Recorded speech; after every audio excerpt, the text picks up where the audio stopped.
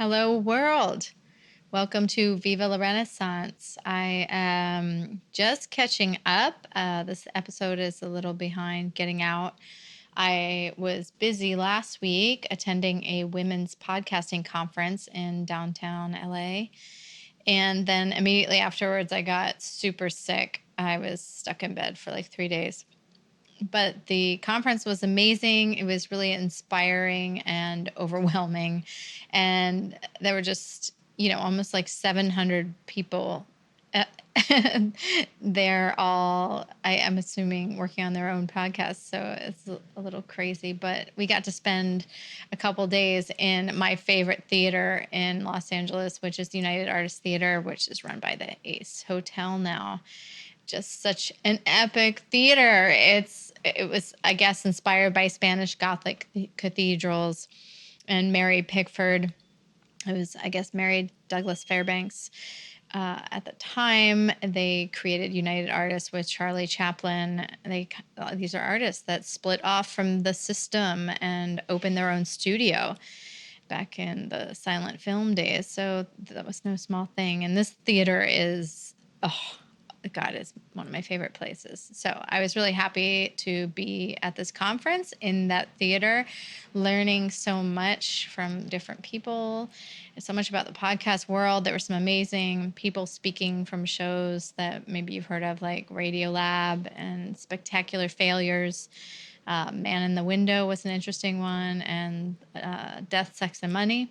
And it definitely helped me sharpen my focus, because a lot of people are journalists, and I'm not a journalist, I'm an artist.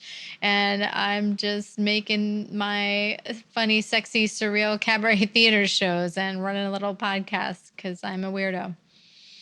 But yeah, so I met some fascinating women. The last night we went out, there was kind of like a open bar thing at a bar right down the street. And so that was a fun night because I actually got to really get to know some very different women. I really enjoyed talking to a woman who has a PhD in Byzantine art, who is making educational podcasts for this Tibetan Studies department in a university in Toronto. And there was a nurse who I met later who was examined children for sexual and physical abuse, a really intense job in Georgia. And then I also enjoyed talking to a woman from Africa who's running a podcast network of all women podcasters in Kenya. And we had fun eating late night tacos at the end of the night.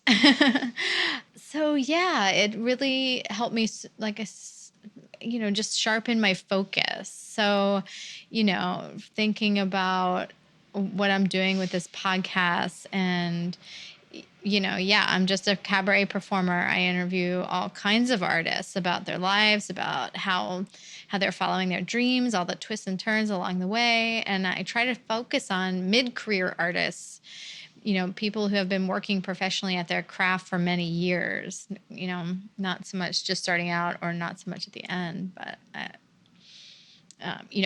of course there's exceptions. I'm sure I'll have some variations, but, these stories are all unique and yet they're totally universal because everyone has had to struggle to get where they are. So that everyone seems to have in common. And I think that these interviews are helpful for anyone interested in the creative process. But specifically, I am making these for other creatives, like artists like myself who might need some signs of hope. And, these interviews are meant to be pearls of wisdom. And I think they're useful to anyone, no matter what field you're in, because ultimately it's life wisdom. And artists live their life close to the bone where most people would not want to be putting themselves through that. And, us artists, we're so sensitive and we feel things so deeply, and yet we have to endure so much rejection along the way. So, I mean, we actually learn a lot about surviving in this world. And Yeah, so it's useful for everyone. And sometimes it is hard to stay strong and keep going when you just feel beaten back down by life. And I feel that way sometimes. I mean, so these stories I need to hear too, because it's a reminder not to give up. And I like to think of this podcast as a lighthouse. It's a beacon beaming light into the foggy darkness, and it's there to help us stay on course. And I feel very fortunate to have this podcast as an excuse to collect the stories of these artists, and it is impacting my life profoundly. So thank you to everyone I've interviewed. And also thanks to those of you who have listened to multiple episodes. You are my new loyal listeners. That's very exciting. Thank you. And podcasting is not the cheapest hobby in the world. And if you are enjoying this project of mine and want to see where else I am taking it, then consider supporting Viva la Renaissance over on Patreon. There's quite a few expenses associated with producing this podcast that is offered freely. And your support keeps everything humming along so I can keep this going. And another way you can support is by being sure to subscribe wherever you're listening. And you can give a rating or write a review, or you can also just tell a friend. Word of mouth is still the best marketing out there. So thanks for helping spread the word about Viva la Renaissance. I appreciate it. Now, on with the show. This is the second installment in the LA Puppet People series. I was very excited to book this interview. Alex Evans is the president and head puppeteer at Bob Baker Marionette Theater in Los Angeles. This is one of my favorite places in the entire city, and I was lucky to discover the theater and all the people that work there the first year I moved here. And it's just, it's an iconic institution in LA. And the theater opened in 1963 in Echo Park, and then it closed in 2018 after the building was sold and they had to move. But then just 1 year later, they have reopened in a fantastic space in Highland Park with their grand opening coming up next month. And so Alex is a busy guy these days with that big move, and they're trying to get settled and make everything super shiny polished for their grand opening. And I'm really grateful that he made time for this interview. So please enjoy.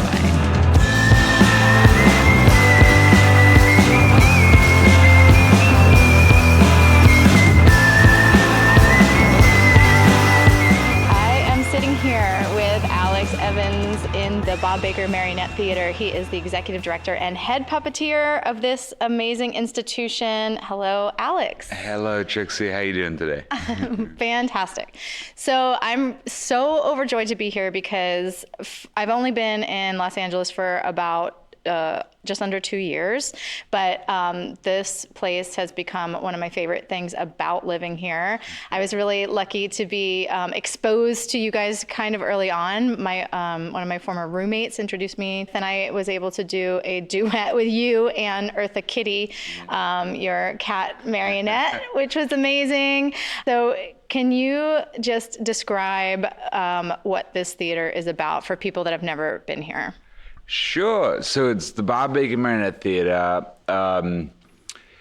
It has been around since Bob was 6 years old, which is back in like 1930. But like, that was back when Bob was doing his like first puppet shows, and then he founded a full-fledged theater in downtown LA in 1963. So about almost 6 years ago now, and we just moved to a new place in Highland Park. All to say, it's like it's a new thing for me because it's like, oh, we have a new like space, like saying like, oh, we've been around 60 years, but it's like kind of, but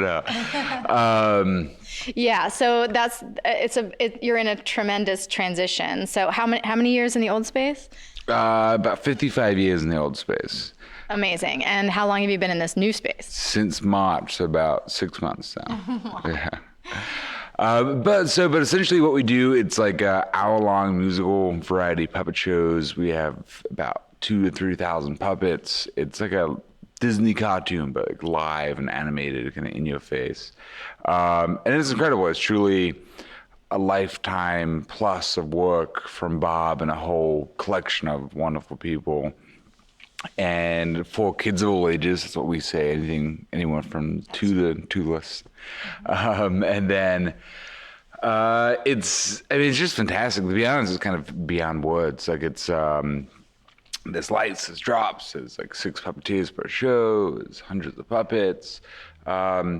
It's great, and it's all like every nook and cranny has this handmade charm, and it's a puppet theater, so everything's a puppet. Everything is made to kind of come to life and kind of feel life. Yeah, I mean that is the magical thing, but both about the space, like you're saying, it's not just the puppets. It's kind of like that you activate the entire space with this, just like everything is magic, like everything comes to life. Yeah, it's almost like, or at least the goal is like through the doors. It's like the outside world doesn't exist. It's kind of this world of magic and charm. So let's start at the beginning. Tell us who Bob Baker was. So Bob Baker, who passed away about 4 years ago, but still lives on through all the puppets. He was a Los Angelino through and through. So he was like born in what's now Koreatown, born and died in the same house in his whole life there. Really? Yeah, incredible. And truly, so he started puppet show when he was 6 years old, and then just got hooked and like opened a theater in his garage like the same year pretty much, and then did book. So his parents supported his puppetry from early on. Yeah, through and through. And I would ask him about it. He kind of said he didn't really give him an option. He was just like in it to win it from day one. And there was like no other like things on the table. I mean, he did a lot of like animation work. He was in World War II and all that. But truly, kind of puppetry was kind of just part of his being from the beginning, which is incredible. So essentially, he, with the puppetry being part of his being, he kind of spent the rest of his life doing all sorts of variety and vaudeville shows and TV and movie work. And then he said he opened the theater to kind of really just be a hub for the kind of production work, kind of things he would do, that he would kind of have like a center where, his puppets would live, and he would put on daily shows, and he would continue to kind of do movies and kind of expand his empire to make it. Yeah. The puppet empire. Yeah, exactly. Why marionettes? How did that come about? For Bob, I mean, is essentially, I think that's truly kind of what he saw when he was a kid and kind of what he got hooked into. I mean, it's also like with the Bob Baker Marionette Theater, and it's by far the most what we do, but we do all sorts of puppetry here. There's shadow puppet sequences, there's hand and rod sequences, there's, you name it. It's kind of, it's sprinkled kind of throughout the building and throughout the puppets and things. But marionettes in particular, I guess they're like the most technical of the puppets, right? Because they're the way that their limbs move and everything, and all the strings and how all the features work. It seems like a pretty complicated to operate them. Yeah, I don't want to call anything else less technical, but it is. They definitely get tangled up a lot. I truly think it really is the most flexible too. And if you're doing hand and rod, you gotta make a hole to put your something just fell down, but we'll fix it later. Yeah, I mean, so essentially with a marionette, you kind of can build the character, build the thing, and then animate it from there, as opposed to kind of having the mechanism kind of built into it, if that makes sense. That said, there's like this direct relationship between like how you're gonna make it move and what it is and how you make it. It all kind of happens at the same time. I want to hear about how you got involved with Bob Baker and how it came about that you're the executive director and head puppeteer now. What's your background? So I went to school for film and photography, like everyone else in LA. But that was in New York, and then we do a semester in LA. You're supposed to like intern on a film set and do whatever. But I was interested in like special effects and stop motions and things like that.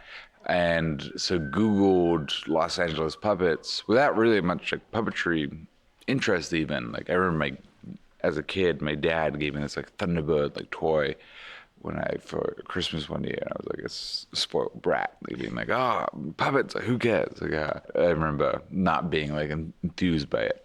So, but in school, Googled Los Angeles puppets, saw Bob Baker Marionette Theater came up. I went down to see a show and was like blown away.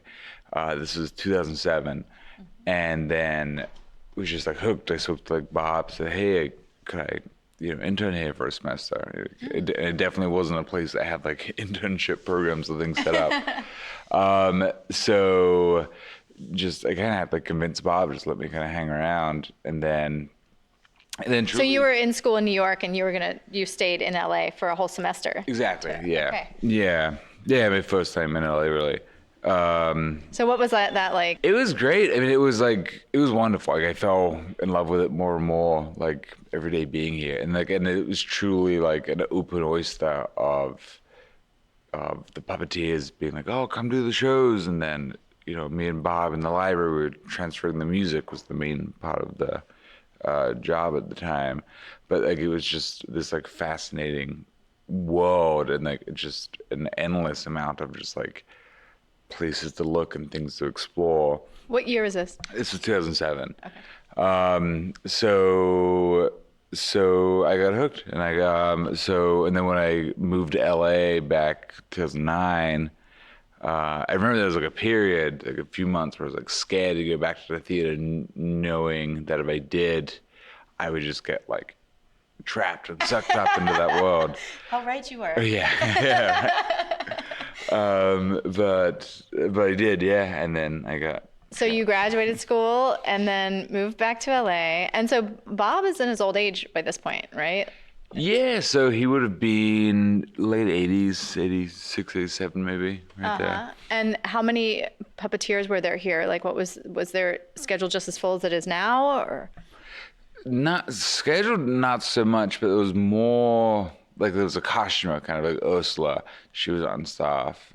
At the time, it was very much, it felt like, it'd been a theater that had been around for like 50 years at that point, and so many things were kind of going for momentum's sake. We did Fiesta, one of our shows, for like 4 years in a row without like doing any new shows or Really? changing it. Yeah, and it was like at the time I would like, very obnoxiously think to myself that like, oh man, if we just did this, and this, Bob, like we could make this work and be better and bigger and brighter. And now kind of like trying to at very least like half fill Bob's shoes. I'm like, you were a jerk. Like, there's no way. It's like, makes So me. you had all these like ambitious plans that you realize now why they weren't so Yeah, feasible, or? exactly. And I was like, a 90-year-old man expecting him to kind of like, lead the charge, and that was like way too much to expect from anybody. But, So back then, Fiesta ran for 4 years, and so now, by contrast, you almost do a different show every month, every season. What's your goals now? It seems like there's new shows here, not new because they're in your repertoire, but that it's changing a lot. I mean, the schedule's amazing. I just saw the Halloween Spooktacular last weekend. How did that come about? Slowly, but yeah, I mean, 4 years of Fiesta is an exaggeration, but there was like definitely not as much change. But like, so these days, we try and do 5 shows a year. Actually, I'm very proud of myself. I mapped out the next like 10 years of shows. But it's 5 shows a year. It's always a Halloween, always a Christmas show. But the Christmas show, we have 3,000 puppets. At least 1,000 are like Christmas puppets. Oh my We God. have so much different Christmas things. And then we do a spring show, summer show, and a fall show, roughly. And then we have a traveling company that's on the road, kind of doing shows all over town.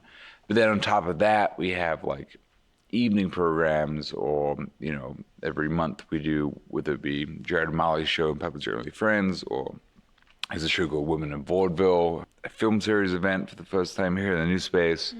And that's just the kind of like the baseline, and then truly few weeks go by where there's not like every week some type of event or special thing kind of happening.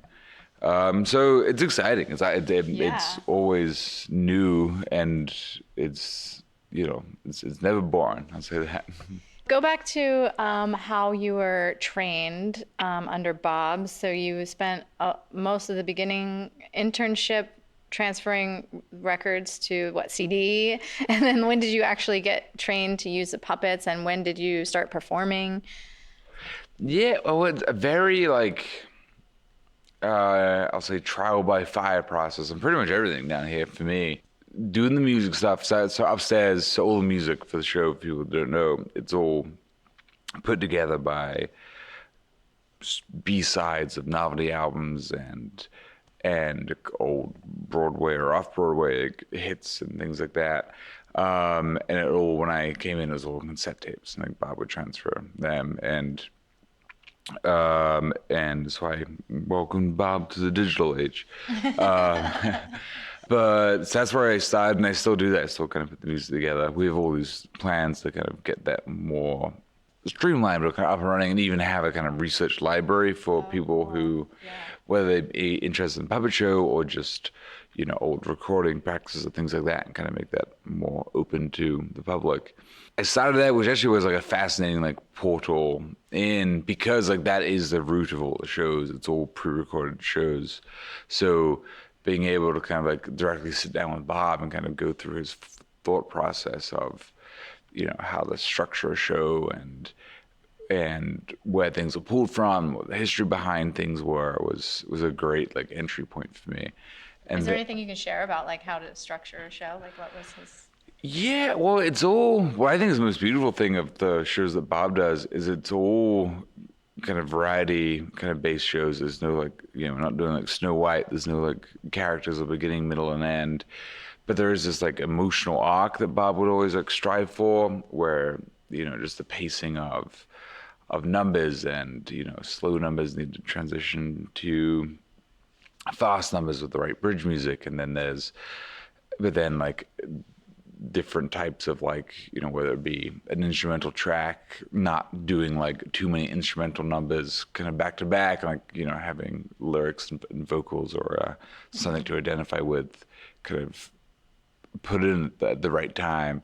It varies, number by number. This is interesting because I think about this a lot with when I structure my shows. Yeah. And I've recently been thinking about it differently, partly because I have a pen pal who sent me a tide log for Southern California, which I don't know if you've ever seen, but it's basically like a map of the tides. So it's like a picture that looks like, there's 2 waves-ish every day. Wow. And so because I look at that every day, I was like, oh yeah, like that's like the cycle that you want to take people on. But I was always structuring my shows kind of like at the peak and ending at the peak. Yeah. Like I'd come out real strong and then end like with like, wow, crazy. Oh, yeah. And I was like, oh, you're not bringing people down. Like you have to like land them again. Like, so I've been thinking about the structure of my shows differently, partly because of the tide log.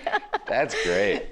That's beautiful. I love that. That's a really sweet way to look at it. Yeah. I think it really is like apt too, of like, you really want to take people on an emotional journey. Yeah. That's when they walk away kind of feeling something. Yeah. And they don't need to walk away feeling like, oh, I now know what happens to Snow White. But but I think that is like one of the most successful things about the theater, and about why it kind of sticks with people so much, is there is like kind of emotional connections to things that happen down here. So, okay, so I'm sorry, I keep interrupting Okay. you, but I want to hear more the trial by fire part. So like when you started getting on the stage in those early days. Because this is a big thing I can imagine as well, because you're also coming from behind the scenes. This was me as well. I have a painting degree, but I knew as soon as I graduated school that I wanted to be performing. Yeah. But I was painfully shy, and it was really hard for me. And the first thing I did actually was a puppet show. I did a 10-minute version of the opera Carmen with Great. hot dog puppets. And I like put clothes on and had oil painted sets and all the things. So it was like kind of it was easier for me to start performing with puppets. But it is like a lot of stage fright and things to overcome, So Yeah. I can imagine you might have gone through something similar. Yeah, it is like I was like the shyest kid in like all of town. Like my mom recently saw a show, and I remember she's telling my my girlfriend that she, when she, like, if she had known this, I would be on stage kind of introducing a show when I was a kid, her mind would be blown. They'd be like, no way, like my shy son like does this. So I was at the theater doing it, and like, especially at the time, still now to a degree, like the puppeteers were like very much from the community, like, and the community like 10 years ago in Echo Park, it was very to my, Northeastern coming, like, eyes, like, oh, a bunch of, like, rough Latino kids kind of like in the neighborhood doing puppet shows. Which was also like the loveliest, like sweetest people, like truly like a wonderful crew. But it, blew my, like, I don't think if I came and like, oh, here's a bunch of professional actors kind of doing this, I would be like, oh, not for me.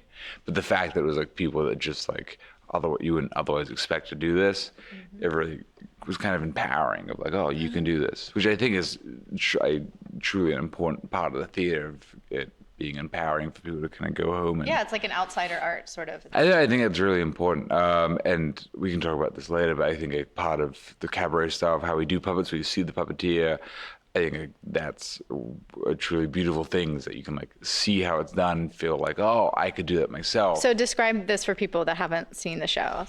Yeah, so it's called cabaret style. So it's like theater in the round. So you see the puppeteer. So we kind of either wear black or red, or like we essentially hopefully blend into the background, but you see the person kind of holding a puppet that will walk up and sit in your lap and do that, as opposed to doing a marionette from a bridge, which is like hanging from above.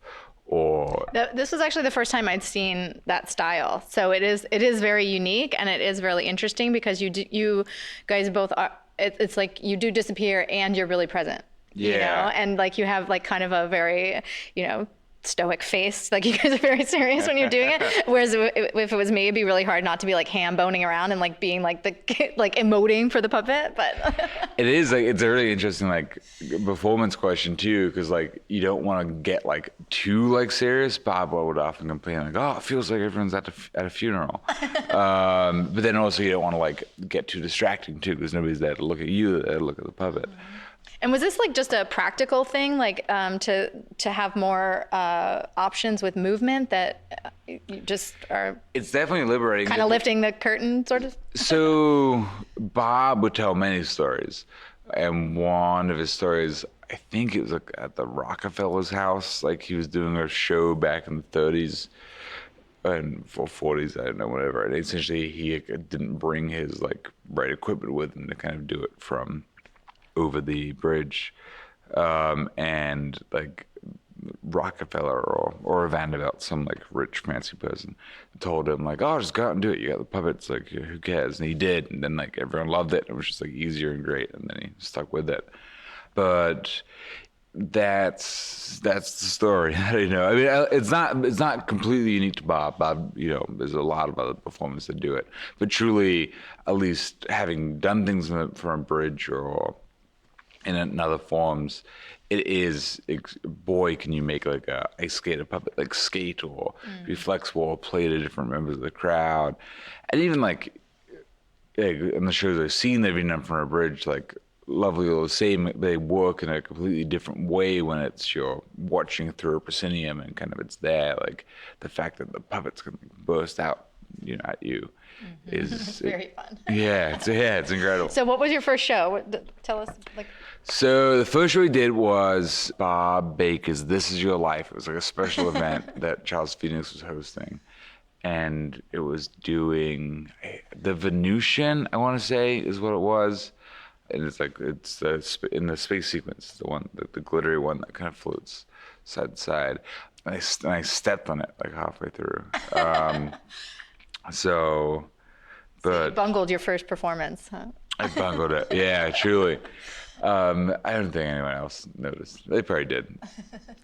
But it is like Bob used to tell a story of when he was a kid doing his first show for like the Federal Theater. I think on a production of Snow White.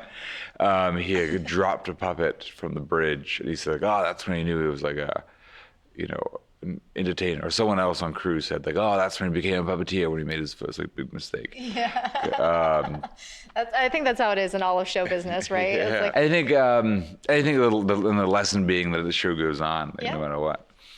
But that was my first show, so it was like a special event, kind of honoring like Bob's life. That they just kind of wrangled me into doing, and it was really startling to me. Like, you know, I expected it to be like, oh, like, you know, months and months of practicing and kind of knowing what you're doing, or it's just like they were like, oh, just do it, get in there, and do it. I mean, and truly at a certain point, it is just putting bodies on stage. You just want kind of to fill the stage, but I was very nervous. Yeah. And So, okay, so you had the internship and then you were gone for, you came back 2 years later and then you were hesitating to get back involved. And so when you did get back involved, what happened? so at that point, I was like a puppeteer. Like at least like I was on the show kind of day to day doing the shows. Did you take the puppets back? I mean, were you doing puppets back in New York then when you left here? I took one. Bob like gifted me this like Coco. It's actually that close. And I remember I used that for like a film or something, but not like, you know, not my life hadn't changed at that point. Okay. But so I came back and started doing puppets in the shows, and it was still kind of like a labor of love, as it still is and was for a long time. Where, you know, Bob Baker Marionette Theater's very rarely paying any bills. I mean, it's changing fast on that end, but it was, you know, there was no. I essentially had like a night job, like assistant editing, so I'd work all night and then come in the morning to do a puppet show for the field trip, and then sleep during the day, and then rinse and repeat. The shortest version of the story is that so Bob was this like elderly man and kind of being able to do less and less, and there was just so much apparent things that just needed to get done that weren't getting done. And, you know, it started out by being just helping out on the soundtracks to, you know, emceeing the shows to fixing the puppets or to doing promotional stuff or putting on events. Like it just became just the holes and voids that kind of were created at the time. Like, it's not like I really actively petitioned myself and kind of, you know, applied for any job. It was just like, I was just there. Yes. Yeah.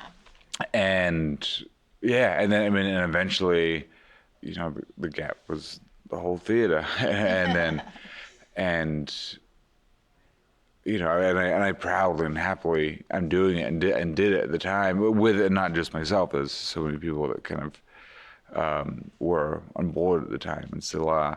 But it was essentially like, you know, Bob passed away, and then it was just like, okay, we got to continue it.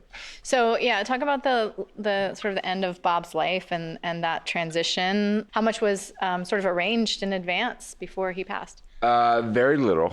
we were all like very confused. I was confused. Like, so Bob Did he die unexpectedly? Was it? No. So he passed away at 90 from kidney failure. Like, it was like I would like even say, like, for when I started, like, you know, it was like this, one of those conversations in the back of everyone's mind or kind of happening of like what happens when he passes. Like, it wasn't, you know, unexpected or even that traumatic. Obviously it was missed, but like it was like he was in hospice care for a while. Like it kind of came over a long period of time.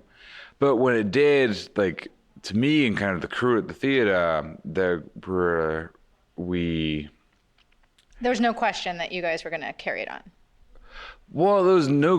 that we all were committed to that, but like essentially we just didn't know how or what that was going to look like. Yeah. And then wrapped up in this too is that, so right before Bob passed away, we had to sell the building of downtown because of years of financial troubles. Like, when I started and what seemed like, you know, decades before that, you know, every Christmas there was like moments of like, is this the last Christmas? Oh no. What year did the building get sold? 2013. Bob passed away 2014.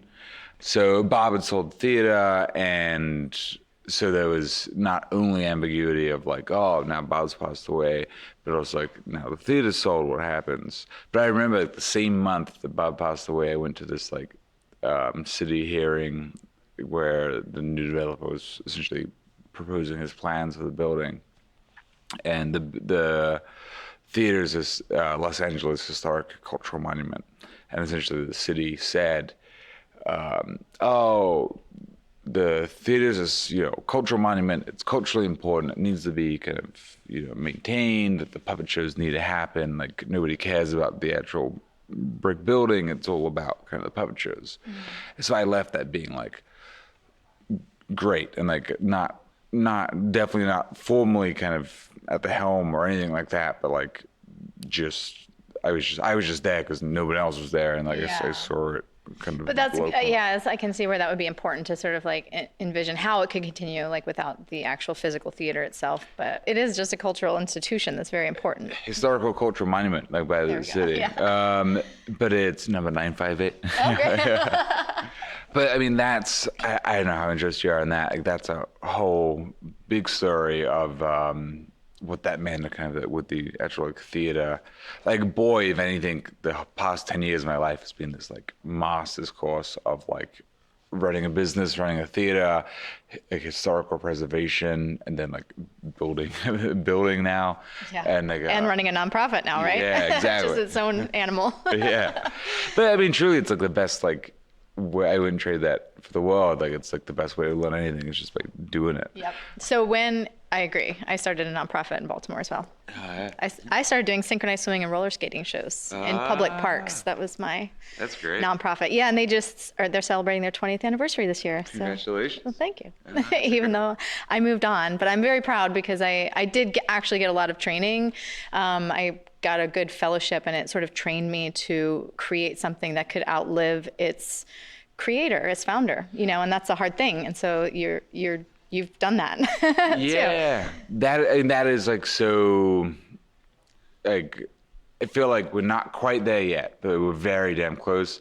We're essentially, like, my role, my job here isn't to be the new Bob Baker. My role is essentially to get the company where it doesn't need a Bob Baker. Essentially, it's kind of autonomous. It kind of lives on. It kind of keeps that vision kind of going, whether it be me or someone else. Like, it's just like for my grandkids, there'll be a theater that still exists. Yeah. Because you're now also in this kind of historic preservation role, right? Because you're not generating a lot of new puppets, or are you? Can you just talk about some of the, I think about this a lot in other ways, like there's preservation and then there's innovation, and to keep the art form alive, you need both.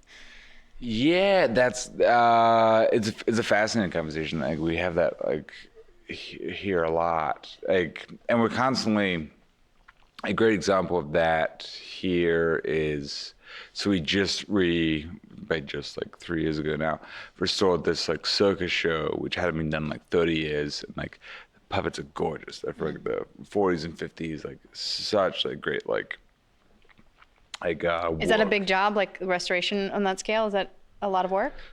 It's a huge amount of work that we probably have the capacity to do 10% of. But like, so essentially at the time of doing that we there's like a coat on one about like butterfly clowns. It's a beautiful number that we like truly uncovered. Like, we hadn't like seen it, as opposed to other shows where it's like oral tradition. Like, we kind of pass down the shows to the new generations of people. We found this like puppet that kind of gets fat, and then like the balloon kind of shrinks inside of him as he gets like sprayed by a pesticide lung. Yeah. But the coat was all like beat up and like torn up, and like, but you could just tell it's like, oh, beautiful, like hand across the coat. So we had this conversation of like, what do we do? Do we like either live with this original coat kind of on there, or like hang up the puppet, or replace the coat? And which is what we did. We ended up replacing the coat, and we through some like lovely volunteers who truly when I say volunteers, it undersells like how skilled and talented everyone is who works here. Well, it is LA. It's like Yeah. there's like talent under every rock around here. Yeah. People are very talented in this town. They are. But they so essentially built this new coat for this clown, and like the point of the story is that essentially it's all about like functioning, because the puppet's like made to kind of like have a life to go and like perform for kids and kind of do its routine and kind of bring happiness to the world. Like nothing here is made to kind of live behind this display case, and if we ever were to, it would a little bit kind of take the heart and soul kind of out of it a little bit. But it's a thin gray line that we kind of are constantly walking of kind of like, we don't want to like repaint or redo anything. The charm of it is like you can feel the years of history in each and everything down here. So the conversation of preservation and innovation is like I don't even say challenging one, but it's a complex one that happens like daily here. Well, yeah, because especially if your mission is to make sure you're using these 3,000 marionettes, I mean, that's like, that's a lot. It's endless, and it's kind of like the Eiffel Tower. Like by the time we like, finish kind of fully preserving and continuing, the lost puppet, we'll have to start again the new puppet. I mean, Have you ever thought of doing like a Guinness World Record thing, like where you get all the marionettes out and do like the world's biggest marionette show at one time? That's actually come up because we toyed with like different like PR tactics over the years. That would be fun. That's fun. I wonder, there is like, puppetry's gone on for like 2,000 years, so it's kind of like overwhelming. Yeah. To think about like, even like the idea of like innovation and new, it's kind of what I love about the puppetry is like nothing's really that new. And we have like magical moments where like puppets like break away and fall apart and things like you it feels like you've never seen before, but like people saw that in like the 1500s and the Renaissance. Yeah. Nothing's new. But I do love this. I mean, because in the Spectacular show, it's like that brought to mind the skeleton. So there's like a skeleton that like looks like it's like just a sack of bones crawling across the floor, and then it kind of comes together and comes apart, and it's like, it's fantastic. It's what I call stage magic, it's like analog effects, and that's to me the best thing about live performance. Like I try to do that in my shows as well, like incorporate puppetry effects in costuming and things like that, because that's where the magic is, So it's like, but those are real traditions and skills. Like that's like an amazing thing I don't know how you would even teach that to people, Well, so upstairs, upstairs, and so it's upstairs. I'm pointing upstairs. You can't see where I'm pointing, but upstairs we have a library, and it's like wall to wall of like books from different like stage techniques and puppetry books that can teach you all these like techniques and things like that.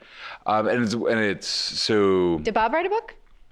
No, he didn't. But boy, is there like rumblings and like many kind of attempts to kind of put encapsulate his I would not be shocked if a book manifests itself. Who would be the one to do it if it's not you? Well, I mean, it's like truly like for better or for worse, I've become like the face of kind of the company as many years. But like there are so many people who are like who could do that at this juncture, which is great. There was like 4 years ago, I think. You'd be hard pressed to kind of quiz someone and kind of do it. But now I think, I mean, you also, I think you could never like write one book. Like you would need you could write 100 books. Yeah. But I think especially going to your performance or just like burlesque variety and you name it, where one of the joys of that like medium is like it can be everything. It can be like you can do this gag of the skeletons coming apart, or you can do this old like tap dance routine, or you can do this. There's so much different things that kind of pull from that it really. Yeah, lately in my career, I've sort of been calling my work cabaret. It's sort of like the umbrella term I'm using for it, because it is where it's bringing all of these traditions together in one sort of like live, interactive, immersive performance, that anything Yeah. goes. Yeah. No, it's terrific, and it truly goes back to the empowering nature of the whole thing. Yeah. It's like anything goes. Yeah.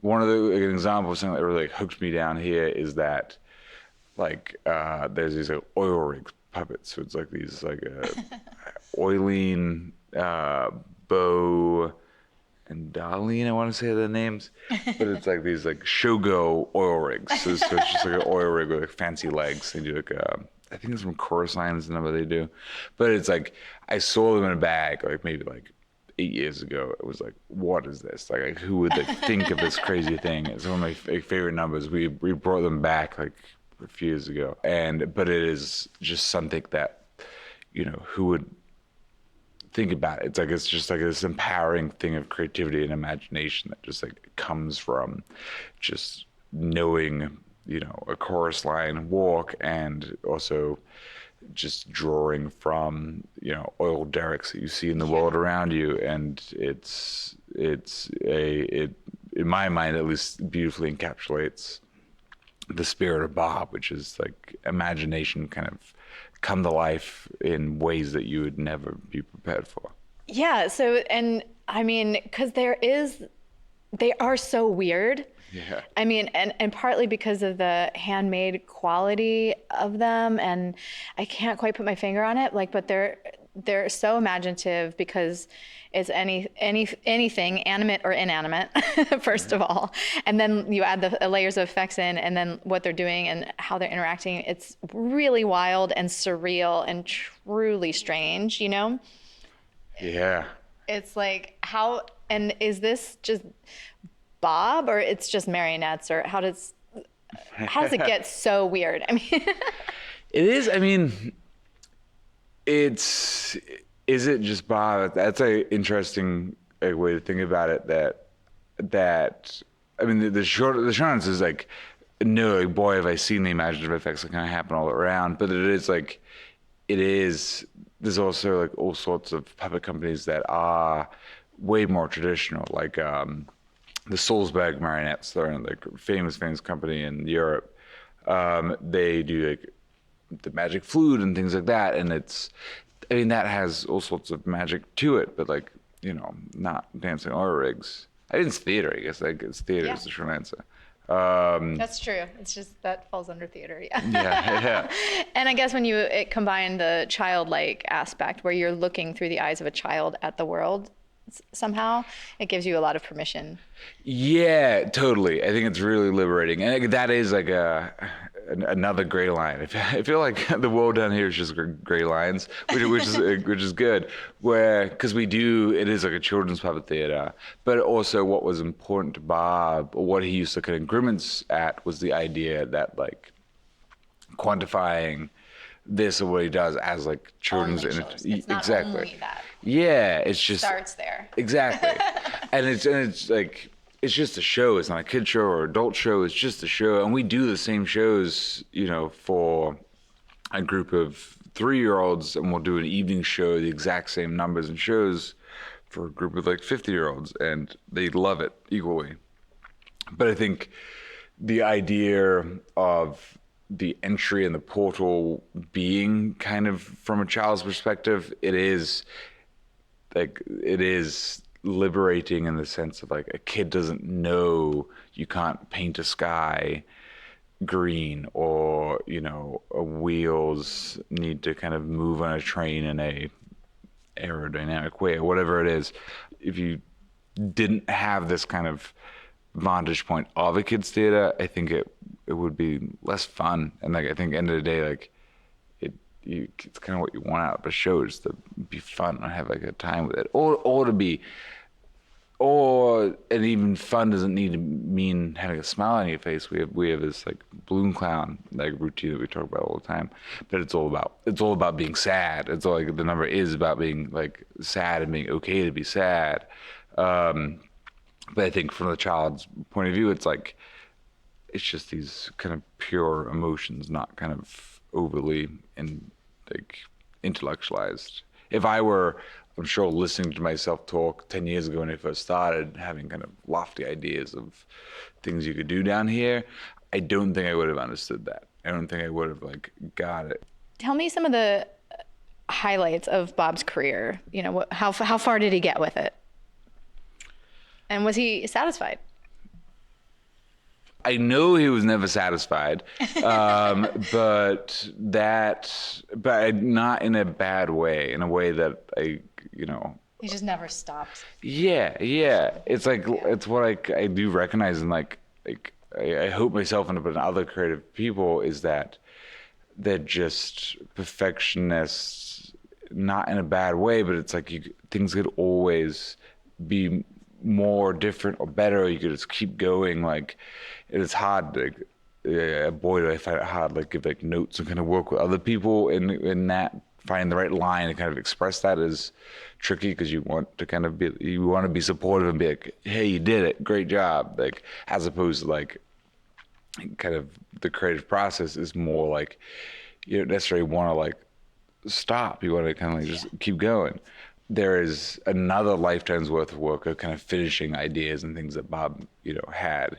But then you'll open books and you'll this box of like insurance like paperwork. You'll find like this like doodle on the corner of like an idea for something else. Like, his mind would never stop. So his Close Encounters of the Third Kind is like he did the aliens at the end, which to most people, me included, like would have no idea that like marionettes or puppets at the end. Yeah. That's like a big one. He did GI Blues. So movie work. I mean, back in like the 60s, 70s, like he was the bee's knees, the kind of guy to go to for that stuff. So how many films what do you think he was in doing puppet work? Probably like 100 plus, but it's everything, Really? everything from like Elvis movies to B sci-fi movies to he was in Star is Born. That's Really? yeah, and then he did a bunch of like commercial work. He was in like it's a Liberace commercial that he did. Then so that's his like film work, and then Yeah, what's his favorite show? What was his proudest achievement in the theater? I don't know if he would have a proudest achievement, but I mean like the Crow About is always like cited as his like masterpiece. I mean, Sign the Crow About. Oh, yeah. But that may just be by me. I think that's his masterpiece. That's like A Day on the Farm. It's the most like cohesive show. When I was talking about the emotional arc of the show, I think that's like the most like there, and it really like represents, I think, what Bob Baker is in the best way. He did that, but he has. I just counted the other day. Is 18 kind of full shows. What about the work he did with Walt Disney? Oh, I forgot about that. Actually, you know what? That probably is his proudest. Yeah, Bob, because Bob, grew up as a kid kind of loving Disney. In fact, you can find like 6-year-old Bob writing letters to Walt Disney asking to work at the company. Really? Yeah, so yeah, that 100%. I'm sure that must be one of Bob's like proudest achievements. What did he do? If you could describe for people. So he did the biggest main thing is like window displays. So back in Disneyland, you would kind of down on Main Street, there would be animated window displays for kind of each of the movies. So when a movie would come out, Bob would make 101 Dalmatians, like little like vignettes of the scenes from the movies out of puppets. But he would also do, in the Bedknobs and Broomsticks, he did the puppets in that movie. There was like a collectible line of puppets. You could like buy a Bob Baker marionette at Disney. But he knew Walt, like personally. He was there. He was there the day like Walt Disney gave him a private tour of Disneyland right before it opened, which is amazing to me. What I think of the truth is to that, and this is for the podcast only, I guess, is that like Disney had like a big, pre-show opening with a whole bunch of artists. I'm sure Bob was part of that. But I mean, like, Bob was a showman through and through to like, the last of his days. Like he would know how to spin kind of everything. So pretty much everything before Little Mermaid, it's the golden era of Disney. So like 101 Dalmatians, Peter Pan, he did, Bedknobs and Broomsticks, and then dozen, I would say. Yeah. It's amazing. We've recently kind of started kind of uncovering it. Okay, I should have asked this in the beginning, but can you describe the steps to making a marionette? Yeah, how long are you got? I mean, it's hard. It varies depending on the puppet, and then it's also not just like one person. And one of the things that I think is like really important, especially when we talk about Bob Baker, is like, so Bob Baker's like one guy. It's the same way you talk about Walt Disney. Disney didn't make Snow White, team of 100 people did, and like all beautiful, wonderful artists in their own right.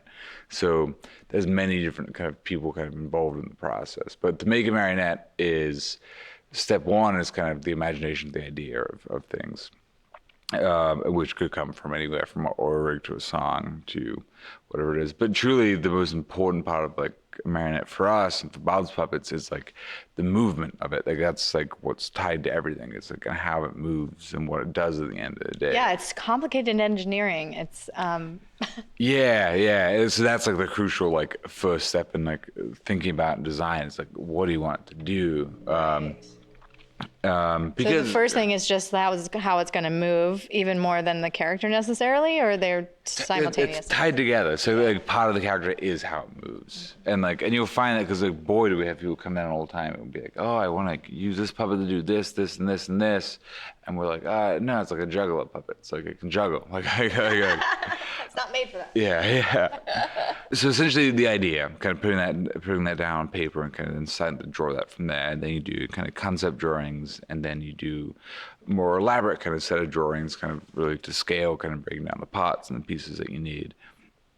And then from there, it would be the fabrication. And one of the coolest things about Bob's puppets is it's almost like an art history degree you could take and like looking at like the different processes and this is an aside, but like I think interesting this for me is that Bob would like keep up with like the technology at the time. Like it's like there's a lot of like kind of reaction to like 3D processes or 3D printing or computer stuff that happens now that's like, oh, it's not like true to kind of what it was. Like I think it's like baloney. Like truly like any kind of artist would just find the way to kind of use the right tools they have at the time.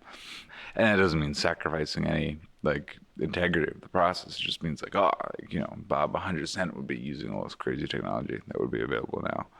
But so depending on what you want of the puppet depends on the material. And like on the engineering side of things, it is like you want like weight kind of dispersed like in different areas. So like the feet could be carved out of wood and then the legs could just be fabric or whatever it may be. So I guess like part of the process would be figuring out kind of how you want to make it or what you're going to make it out of, and then kind of out of wood, which is a big prominent thing that's like often like the joints, the arms and the legs and things like that. The joints are really important. That like takes up a lot of the time is figuring out how you get the arms to bend in the right ways, and really how to make the arms and things not bend in the wrong ways is and then where to be the head or like individual pieces that is more times not sculpted, whether it be kind of out of kind of cost and kind of out of like a resin mold or you can paper mache or 3D printed or whatever it may be, kind of doing the kind of detail in that capacity. And then there is the finishing of just the surfaces of there's a lot of like sanding that happens, prepping it and painting it, kind of making it kind of look clean. And then the costuming is like a huge part of it. Like I think that is like a true indicator of Bob's puppets, all the puppets from this just like generations as a whole. Like there's they used to call them like the three godfathers of puppetry, Bob, Rene, Antonio Bono, who kind of are LA's kind of I don't know, godfathers of puppetry, if you will. That they each like you can just tell the detail in all their costumes and things like that. I mean, it is interesting that there was a full-time costumer on staff. Yeah. Like It is, and it's crucial. Like it's like it really makes a big difference. And so doing the costuming, and then the stringing, and then you practice. Then you got a puppet. Then you got a puppet. Then you got to make a show. Then you gotta make a show. Any last hopes or dreams or wishes you have for? What about yourself? Do you have any personal aspirations, either here or otherwise, in the puppet world? I have so many. It's often it's often hard to tell where I start and the theater ends, but I mean, there's so many. I mean, truly, we haven't even done a grand opening yet of this new space, and there's like so much to do. And in the long term, well, I guess like I said, the long term would be for me to be able to, whether it be walk away or kind of hand off or retire to this place when this, but at a juncture when this place is going. Like truly, I spent the past 10 years like worrying about like, oh, what happens next? Like boy, will I feel accomplished if I can walk away without like stressing like, oh, what will happen next? Like that would be, I can think of no better thing. And not that I want to walk away. I'd be happy doing this until I'm 90 years old.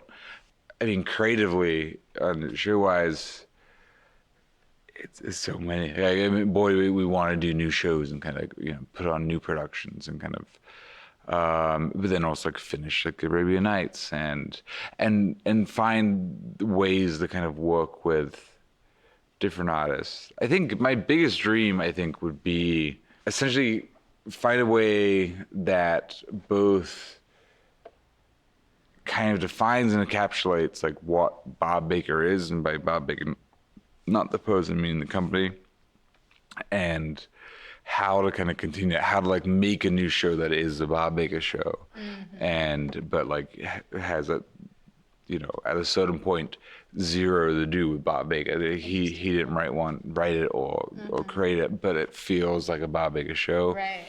But so in a way that, or a system, I guess, that can both invite people to be creative within those parameters of such a creative place, but then also, like, not be like, why is this a Bob Baker show and not something else? I think that's like a challenge, and like a fun challenge, because I think it involves a lot of like being very like reflective and kind of like looking at this stuff and exploring it, and simultaneously thinking about like, oh, what are new things we could do and can do. But that, and it goes back to what we were talking about earlier with innovation and preservation. Yeah. Well, it is truly like limitless. There's world of possibilities. I think all the time, like every time I'm in here, I'm like, it would be so fun to collaborate. Like I have one show called Queen of Everything, which is like an alpine fairy tale, very much for adults. Cause my work, I like it dirty, but, but there's a lot of puppet aspects to it. And I think all the time I'm like, God, it would be so fun to have like a really, a significant collaboration, which would require like money and time, of course, the elusive things, but doing something like that, like would be amazing. And I like what you're saying about kind of, opening up the library and archives and things to learning some of these techniques, because I'm fascinated. I want to know how to do this stuff just, What's the exciting myself. thing about the new space is that, like, in the old space, and like I loved it dearly, like, but that you were surrounded by things that were like kind of like sacrilege to like do anything with. But in this new space, it's like truly, it's like being like built here from the ground up. So like there's like this exciting potential to kind of do anything here. Like, so now essentially doors are wide open. Like things could happen here. It's like, it is a conversation of, in both kind of creatively and then like, what's the word? Trying to be true to like who Bob Baker is in a new space. It's almost like you're kind of defining a genre within puppetry. Like it's like a certain flavor that Bob started, but that you're keeping. It's like, Yeah. I mean, it's like I'm certain. It's like an ingredient you can kind of add to anything. Yeah. Yeah, I gotta figure out the taste of Bob Baker. It's endless in a way that is both overwhelming and exciting. And and then boy, it's like we talk about like productive procrastination like all the time here. There's like boy, is like endless things to do, but there's an endless amount of like just distractions that you can just like work on. I bet. And it's so I'm constantly kind of I'm constantly trying to like fool myself into like if I'm not working on something I need to work on, then I'm working on something that is helpful for the next thing I got to work on. Right. Well, I just want to say congratulations. This is no small feat that you've accomplished, and you should be very proud. It's not just me. It's many people. The whole team, the whole crew is amazing. But yeah, obviously you're the linchpin. The puppets are in charge. Well, congratulations to the puppets as well. I'll tell them. Well, best of luck. Thank you so much.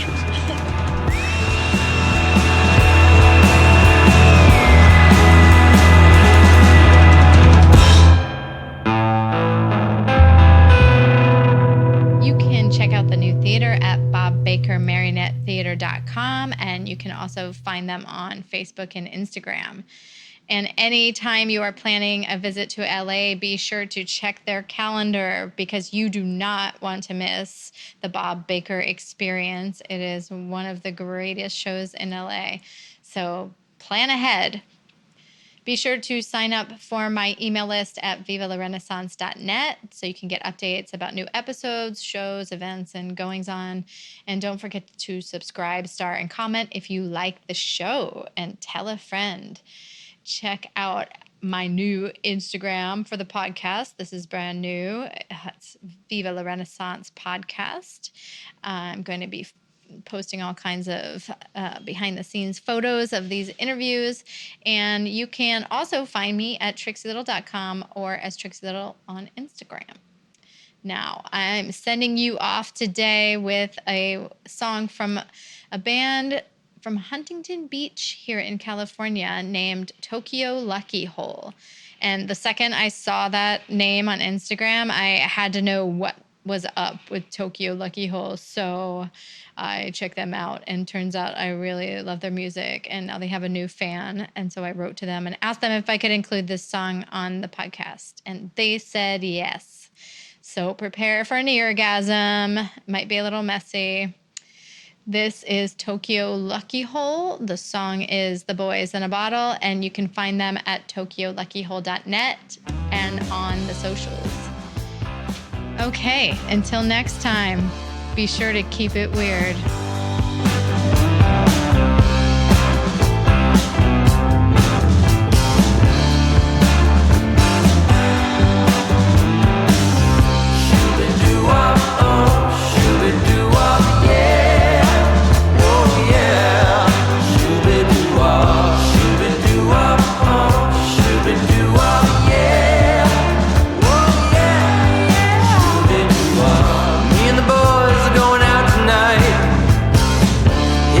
City of light, hear us, hand me the bottle, talking about fine Spanish models, Milo Manara girls with the thighs. We're alright, I can't tell no lies, 'cause I'm dead inside, washing down the pins we're wrong, like smoking cigarettes.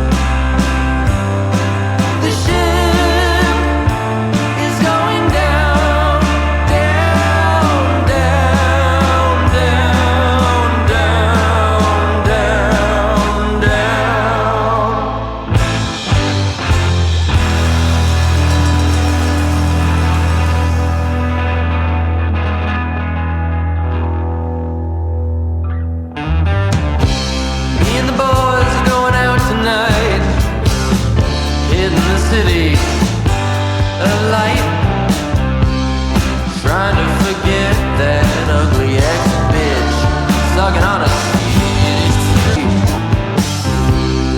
Searching for the brew by a witch. Hitch your dead horse to my dead horse, partner.